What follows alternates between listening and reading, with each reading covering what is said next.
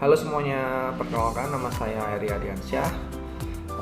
Saat ini saya sedang mengambil Master of Management di Binus University.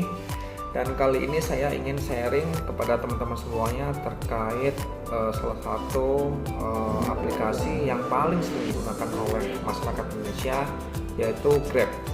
Nah, Grab sendiri ini adalah salah satu perusahaan startup ya, seperti yang kita tahu, yang berbasis transportasi, yang dulunya transportasi dan sekarang sudah berkembang ke banyak layanan, mulai sampai layanan antar, layanan makanan, layanan massage misalnya, sampai pembayaran-pembayaran yang sering dilakukan oleh teman-teman sekalian, seperti bayar tagihan atau mungkin bayar listrik atau seperti apa. Nah, Grab sendiri itu adalah perusahaan Malaysia yang saat ini beroperasi dan berkantor pusat di Singapura dan sudah beroperasi di seluruh Asia Tenggara kecuali Brunei dan Laos.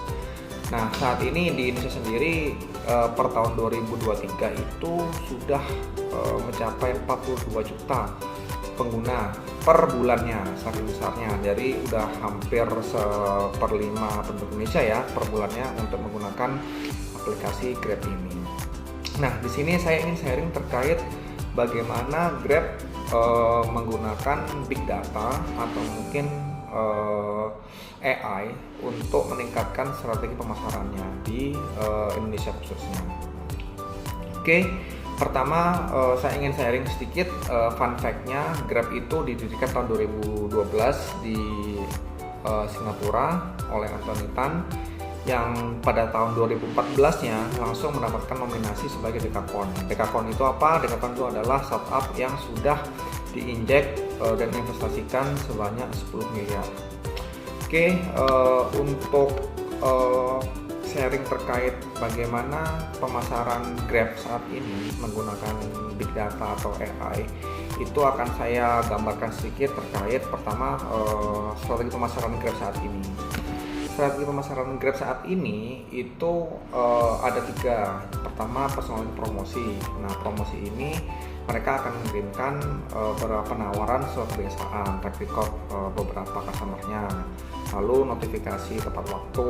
Jadi beberapa customer-nya akan mendapatkan notifikasi apabila dia sering menggunakan layanan Grab pada saat jam tertentu. Lalu voucher lokasi strategis, misalnya pada saat kita ada di mall atau mungkin ada di sekolah yang kita memang butuh penjemputan, nah dia akan mendapatkan voucher agar menggunakan aplikasi Grab pada saat kita menggunakan layanan seperti itu. Dan juga ada aktivasi pelanggan. Ini sebenarnya untuk meningkatkan dan menghidupkan kembali customer Grab yang dulu sudah tidak pakai Grab, akhirnya menggunakan Grab lagi. Lalu dengan loyalty program, lalu itu seperti sistem point reward, terus tier membership, dan juga program referral. Program referral itu kayak misalnya insentif bagi pelanggan Grab yang suka ajak-ajakin nih teman-temannya yang dulu belum pernah pakai Grab nih. Nah, dia dapat program insentif seperti itu. Kalau point reward itu seperti ada beberapa penawaran menarik, dia dapat poin-poin yang dikumpulkan dan nanti akan diklaim seperti itu. Lalu dengan dynamic pricing, nah dia itu akan menyesuaikan terkait harga real time, algoritma, keseimbangan pasar, dan juga transparansi harga. Dari situ semua akan dibandingkan dengan pesaingnya. Grab ini lebih murah atau mungkin lebih cepat atau seperti apa. Jadi akan memberikan layanan lebih mudah dan lebih asik bagi penggunanya.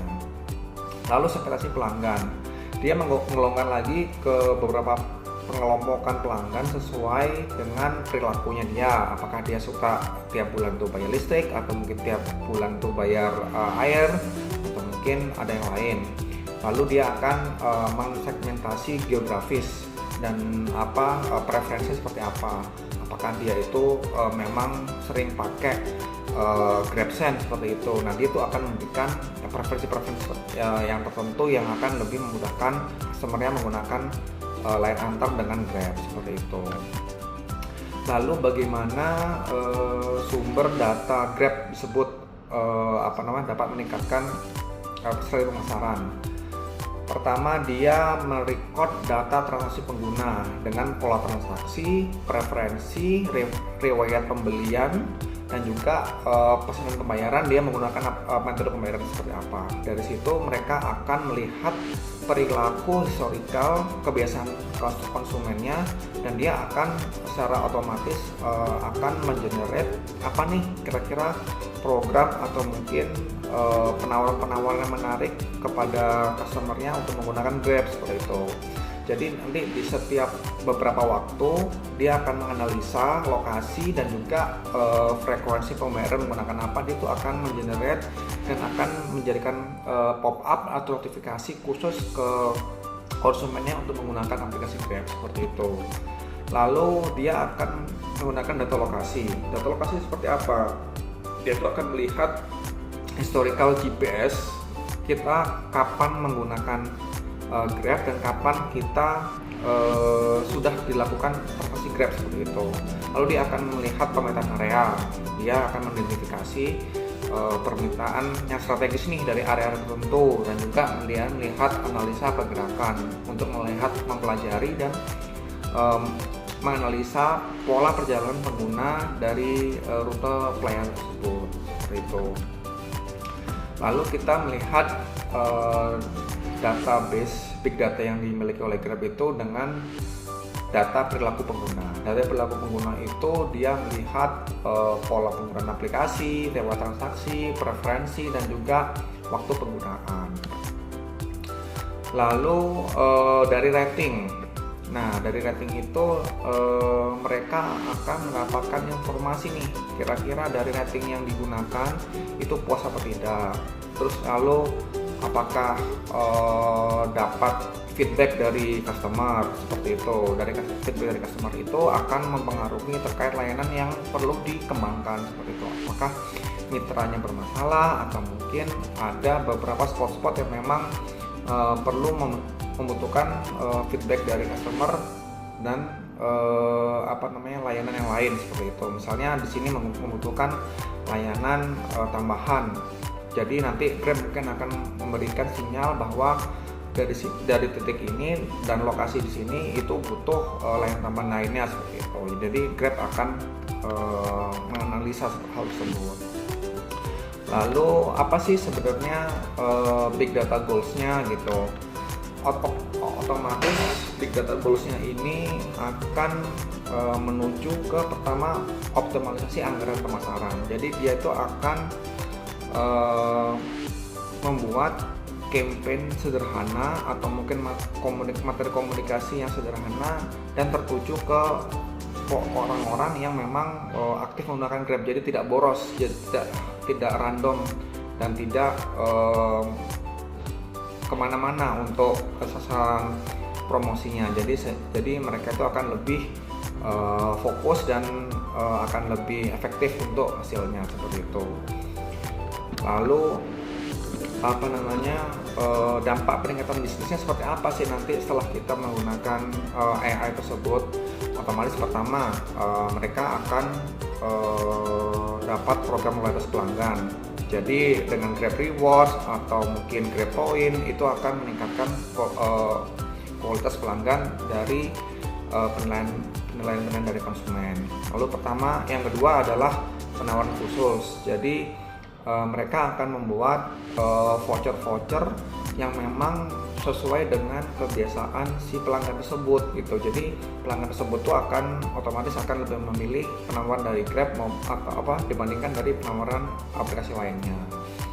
Lalu personalisasi layanan. Jadi dengan adanya database analisis tersebut, mereka akan mensegmentasikan kira-kira untuk konsumen kelas ini, grup ini itu diberikan layanan seperti apa, penawaran seperti apa, terus grup lain itu pelayanannya seperti apa. Jadi akan beda seperti itu. Jadi itu membuat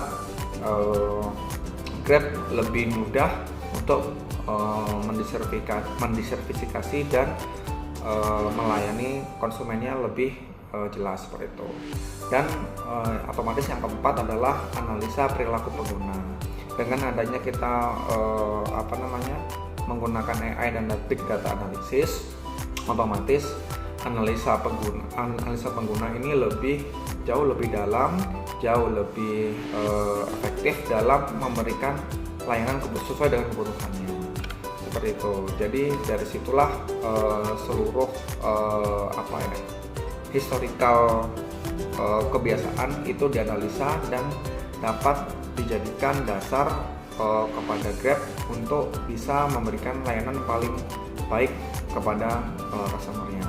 Mungkin sekian dari saya, kurang lebih mohon maaf. Dadah.